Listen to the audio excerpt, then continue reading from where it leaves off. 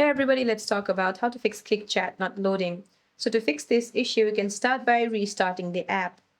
You see when you open a Kick app and you find some kind of issue going on with the app, just swipe it up from the bottom of your screen, then pause it in the middle, and swipe it up again to close it completely from your multitasking screen, and then reopen it again. Now the next what you can do is update the app. Just go to the Google Play Store or Apple App Store and then find Kick. And if you see an update option available here, just tap on update to get the latest version. Now the next what you can do is reinstall the app. Just delete the existing app from your device, restart your phone and then download it again. Now if it is a network issue, you can just toggle the airplane mode.